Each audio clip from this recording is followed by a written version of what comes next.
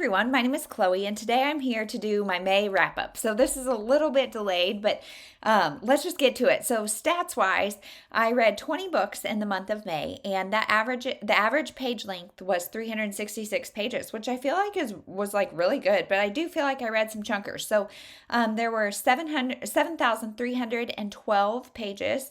That's 236 pages a day, which again, thank you, audio, because that would not happen any other way. I read 19 novels and one novella. 13 were on my shelf and 7 were not.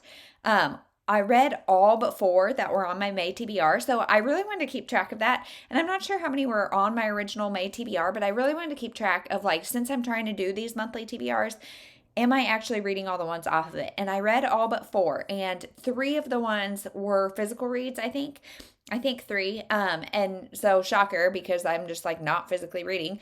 And 1 was from Scribd, and I actually canceled my Scribd subscription or whatever membership this month because I just found I wasn't really using it. So yeah, those are the 4 that I did not read.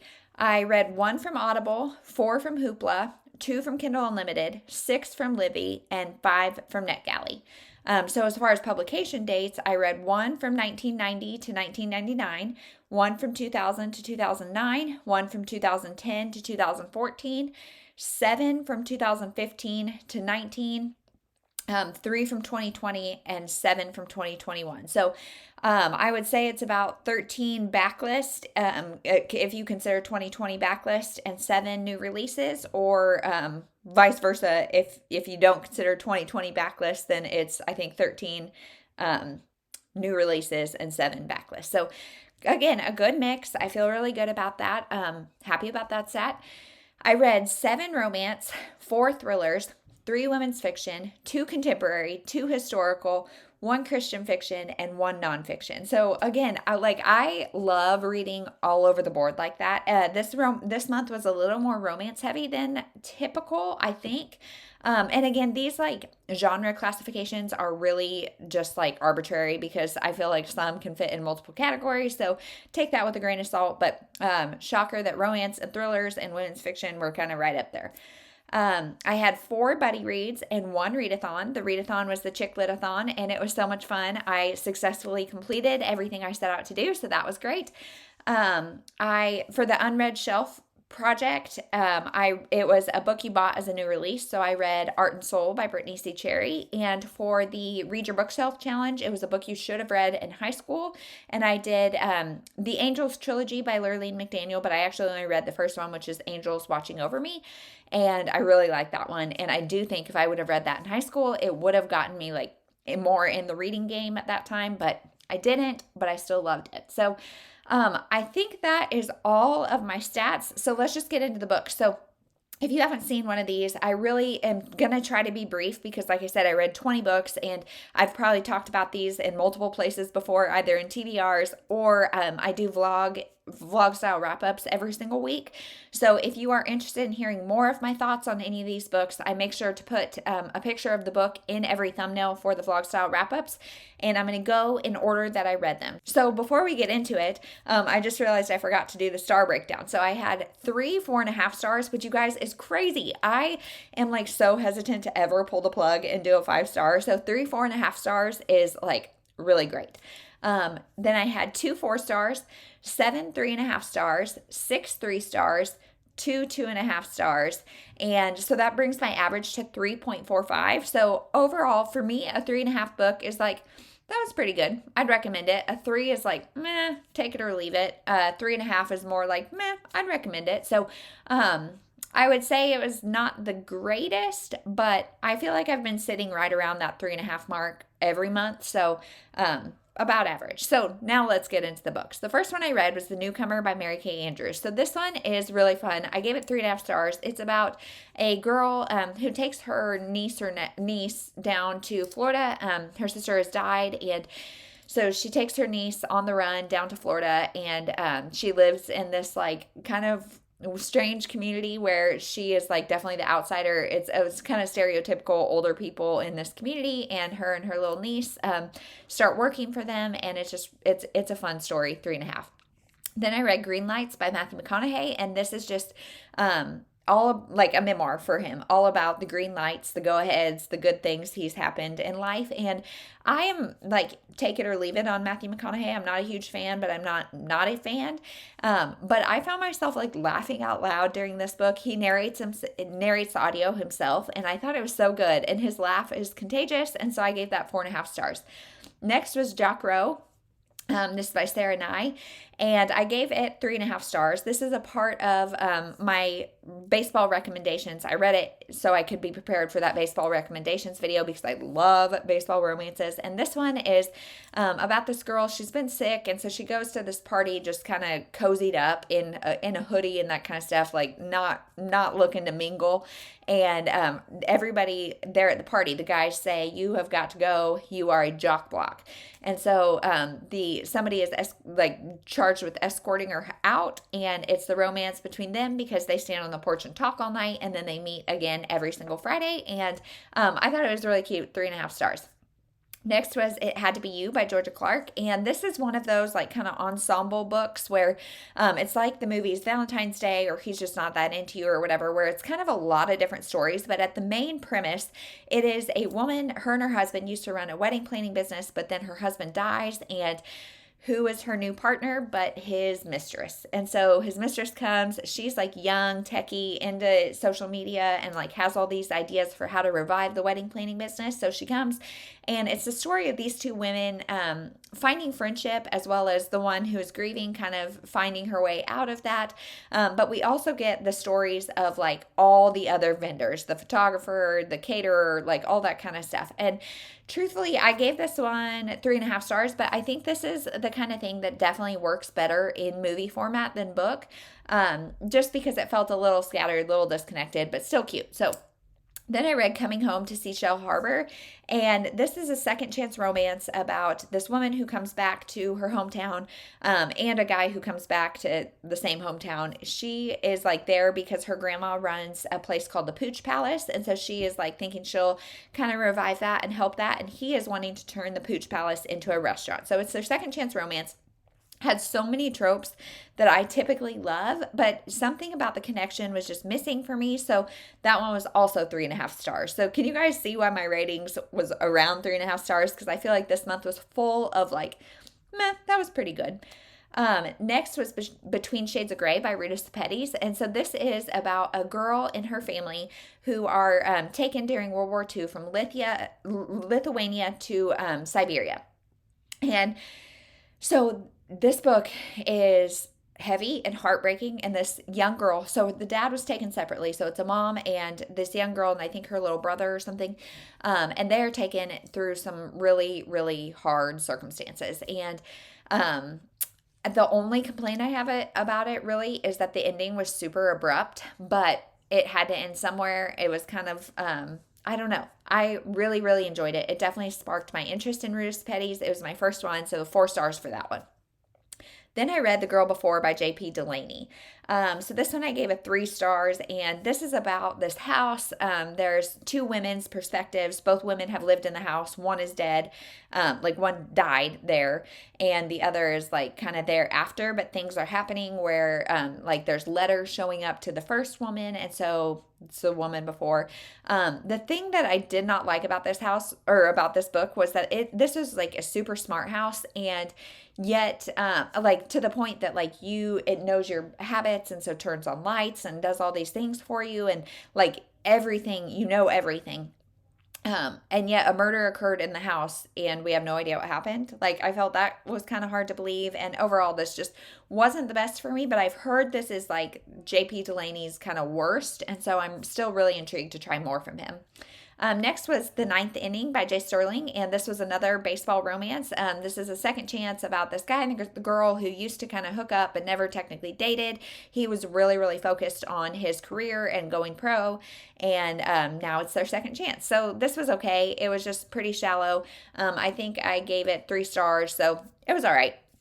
Next was Rosaline Palmer Takes the Cake by Alexis Hall, and This is about a woman who goes on a baking show. She is a single mom, and she goes on this baking show. There's kind of a love triangle thing between her and two other guys. And truthfully, I don't even remember that much about this book, and I read it in the middle of the month. So not even a month ago, and it just wasn't that great for me. So I gave that 3 stars as well. Then I read Daughters of the Bride by Susan Mallory. This was our Book Sisters book club pick, and I really liked this story. This was about the 3 daughters who their mother is getting married. So their mom is pretty insufferable. Their dad died when they were young. And so the mom just kind of shut down. And now here she is. They're all adults. The children are all adults. And so she is finding kind of a second chance at romance. And her story is in there, but it's not the most prevalent. I really liked hearing about the 3 women. They all have different stories. And the oldest, of course, was kind of thrust into caretaking for her kids, for the younger sisters, because the mom just shut down when the dad died.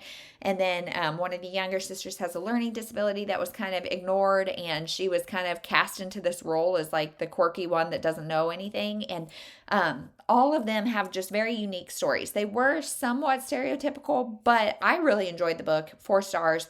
I would definitely recommend checking it out. Next was Trophy Life by Leah Geller, and I gave this one 3.5 stars. This was one, this woman, she is living as a trophy wife. She's got a very young daughter, and her husband makes a whole bunch of money doing something, and then one day he disappears, and leaves with everything. He got in trouble for some embezzlement stuff, so they don't have anything. So he sets it up for her. She has to go from California to New York, I think, and she becomes a teacher there. And she had formerly taught preschool, but this is I think it's some sort of school for troubled youth, and she's teaching middle school or something. I can't remember, but so she is just having to find her way. And it's definitely a women's fiction of her both finding her feet in the world, not being a trophy wife, actually doing things, and her connecting with her students. And I really like that story. There were a few things off for me, but 3.5 stars, it wasn't bad. Then I read Pretty Little Wife by Darby Kane. And this is a thriller in which a woman kills her husband, but then his body is not where she left it. So was he actually dead? What happened? What's going on? So the premise sounded so good. But you guys, the ending was really the only good thing about this book. The rest of it was 350 pages of boring. So I ended up giving that 3 stars. Great premise, great ending, kind of a slog in the middle. Next was A False Sense of Well-Being by Jean Brazelton. So this is one of the lowest rated books on my TBR, on my bookshelf. And you guys, I hate to say it, but I know why. I gave it 2.5 stars. It's about a woman who has all these fantasies of killing her husband.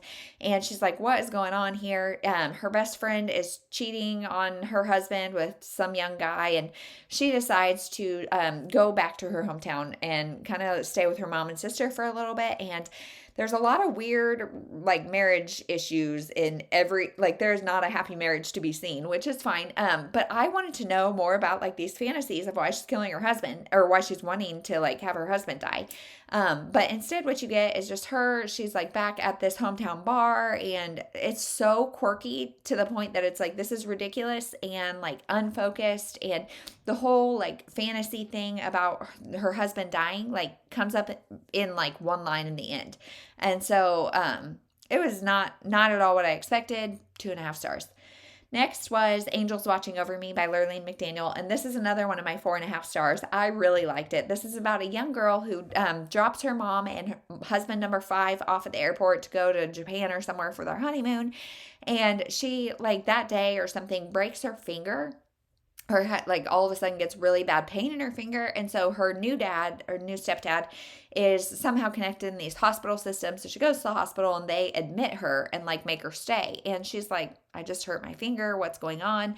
And she ends up being roommates with a 5-year-old girl who was bitten by a black widow spider, I think, and the young girl is Amish, and her mom and dad are there at first, but then they leave to go back to take care of animals and other kids and that kind of stuff. And so she's really scared. So our main character befriends her, and they have such a sweet relationship. And as the little girl's in the hospital, her brother and sister are the ones coming to visit her. And so the 4 of them strike up a friendship. There's a little bit of a romance, but of course it's kind of forbidden because she is not Amish and they are. And so there's that part. As with all Lurleen McDaniels, this one one will break your heart at the end. I was in tears and it was terrible, but in the best way. So 4.5 stars on that one. Then I read We Were the Lucky Ones by Georgia Hunter. And I might have said Georgia Hunter for It Had to Be You, but that was Georgia Clark. This is Georgia Hunter. We're the Lucky Ones. It is about a family of 5 adult children and their parents and their experience during the war, World War II. And as the title implies, they were the lucky ones. They went through some really, really hard stuff, but this is somewhat autobiographical of the author's family. This was like based on her family, and they all made it through the war through a bunch of different harrowing circumstances and kind of unlikely odds. And I think this would have been better either as a nonfiction kind of memoir or with a ghostwriter to make it fiction, because the story was great. Like the fact that they did this and all that they went through was great. The writing style was not for me. So I ended up giving that 2.5 stars. But then I read Art and Soul by Brittany C. Cherry, and I loved this one, you guys. This one is very typical Brittany C. Cherry. It's 2 young people, both kind of have brokenness, and they come together, and it's so sweet, so good. One of my favorite Brittany C. Cherries, 4.5 stars on that one. Next was The Photographer by Mary Dixie Carter. So this one is about a woman who is a photographer. Shocker. She takes pictures of like New York elite kids' birthday parties and things like that is kind of where she's found her niche. So she inserts herself into this family and starts manipulating things. She takes pictures for this kid's like 11th birthday or something, and then she starts babysitting for that kid, and she starts doing all these things. And so there's definitely some things going on with that. She's a very manipulative individual. It got a little bit repetitive and redundant because she's just manipulating after manipulating after manipulating. So I ended up giving that 3 stars. Wasn't the best, but it was all right. Next was The Summer Cottage by Annie Raines. So this is one where a woman is the property manager for these summer cottages, and then it's her romance with the owner's grandson. So this woman owns these things, and her family is kind of wanting her to sell, and of course our main character is like, that's her livelihood, that's all she's got. So it's their romance. It was sweet. It was good. 3.5 stars. Definitely gives you great small town vibes and summer vibes. I really like that. Then we have The Invisible Husband of Frick Island by Colleen Oakley. This one I gave 3.5 stars as well. This one, the premise was so intriguing, you guys. This is about a woman who her husband dies in a boating accident, and then she just continues on living as if he didn't die. She makes him breakfast. She talks to him, everything. Well, Frick Island is a town of 90 people, and everybody plays along. Everybody just says, okay, that's what she's doing. And so they talk to him too. And so this reporter comes to do this story on their annual cakewalk, and he gets there and he's like, what is going on? And he has a podcast, and so he's talking about his experience at the cakewalk, and everybody's like, you came to Frick Island and missed the biggest story. And so he goes back and he starts a relationship with this woman and starts learning about her. And the reason I gave this 3.5 stars and not a higher rating is because the conclusion of like what happened was really like lackluster. And also the story is more about the reporter than this woman, and I really wanted to know like what is going on in that girl's head. But it was still really good. I really enjoyed it. And then the last one that I read was Her by Harriet Lane. This is another one that is just a woman inserting herself into a life and manipulating the heck out of it. So these 2 women used to know each other. One runs into the other, and the other one, of course, does not recognize her. So she starts infiltrating into her life because she's got certain motivations for wanting revenge on this woman, and so she kind of kills her with kindness, and it's their story. This is another one from the lowest rated on my shelf. I gave it 3 stars. I enjoyed it. Wasn't the best thriller I've ever read, but it was good. So that is everything that I read in May. If you have read any of these books, let me know what your thoughts were, and we'll see you in the next one. Thank you for watching.